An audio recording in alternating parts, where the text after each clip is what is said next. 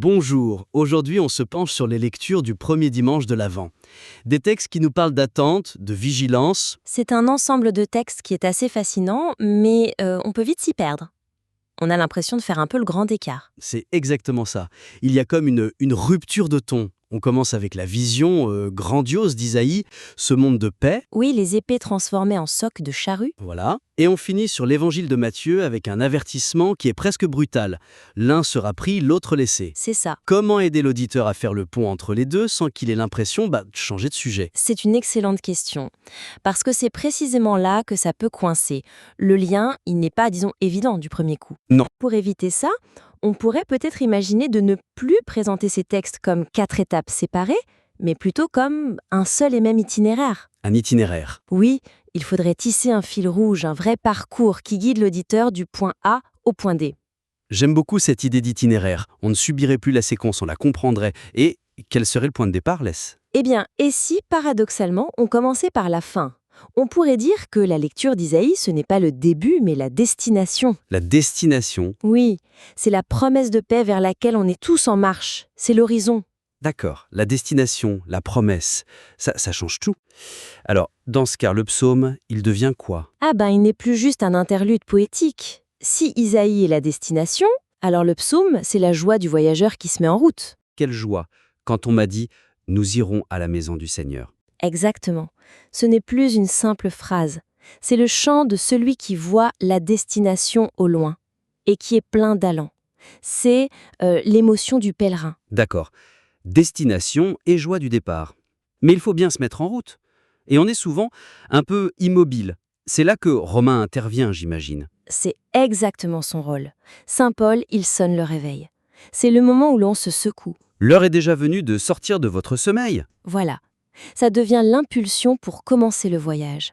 En gros, il nous dit « la destination est belle, la joie est là, mais maintenant, hop, il faut se lever ». Ce qui nous amène logiquement à l'évangile de Matthieu, qui est souvent, doit le dire, le plus difficile à entendre. Oui, avec ses heures de jugement dernier. Mais dans la logique de notre itinéraire, son sens change complètement. Ce n'est plus une menace. Ah non.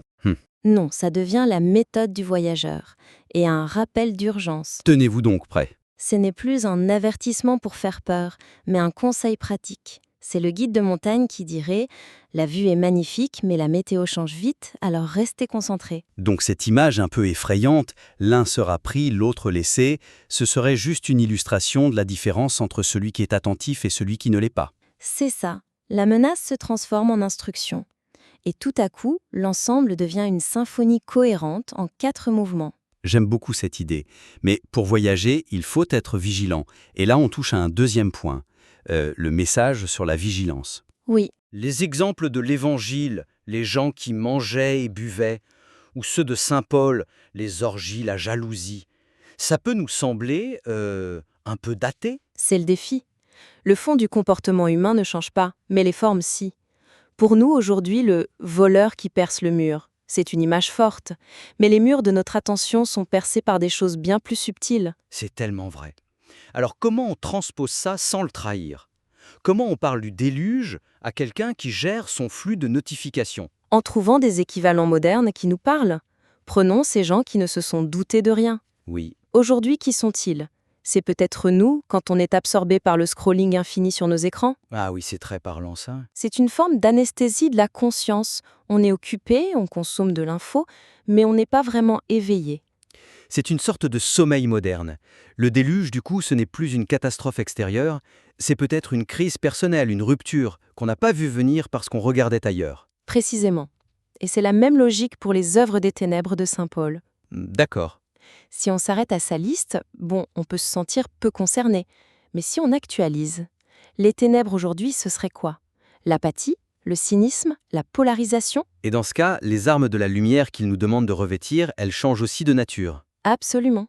Elles deviennent des outils très concrets. C'est-à-dire? La conscience critique, l'empathie active, l'engagement, ou même, plus simplement, la capacité à se déconnecter du bruit pour se reconnecter à l'essentiel, assez proche. Revêtir les armes de la lumière. Ce serait peut-être juste décider de poser son téléphone pour avoir une vraie conversation. Exactement. La vigilance n'est pas une peur, c'est une qualité d'attention, C'est ce qui nous permet de rester sur le chemin de notre voyage. C'est bien plus inspirant vu comme ça, mais ça m'amène à un dernier point. Je vous écoute. Ces textes sont remplis d'appels à l'action. Marchons à la lumière, revêtez-vous, tenez-vous prêts. C'est très beau, très fort, mais ça peut rester abstrait. Oui. Qu'est-ce que l'auditeur fait de ça le lundi matin?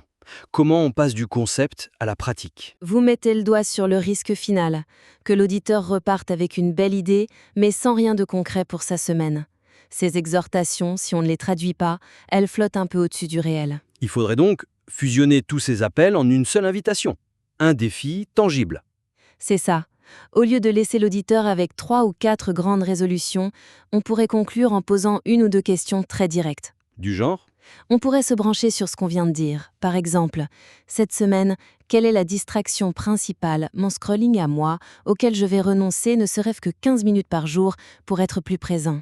J'aime beaucoup. C'est concret, c'est mesurable. Ou encore, de quel sommeil, sommeil de l'indifférence, de la routine, de la peur, est-ce que je décide de sortir cette semaine? Et on pourrait même boucler la boucle, relier cette action à la grande vision du début, celle d'Isaïe, pour que le voyage soit complet. Ah, excellente idée. Comment? En ramenant l'image des épées transformées en socs à une échelle très personnelle. Oui, tout à fait.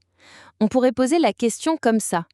Quelle est mon épée intérieure cette semaine? Une rancune, une parole blessante, une habitude de jugement? Et comment est-ce que je pourrais commencer juste un peu à la transformer en soc, c'est-à-dire en quelque chose qui construit la paix, qui nourrit la relation? Là, on y est.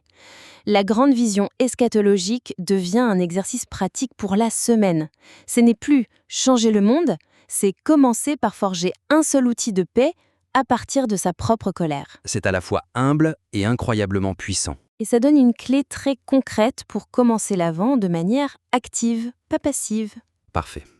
Alors pour résumer, nos 3 pistes seraient, premièrement, tisser ce fil narratif, cette idée de voyage, pour lier la promesse collective à l'exigence personnelle. Deuxièmement, actualiser les métaphores de la vigilance pour qu'elles parlent à nos vies d'aujourd'hui, avec la distraction numérique, l'apathie. Et enfin, traduire tous les appels à l'action en une question ou un défi unique et concret pour la semaine.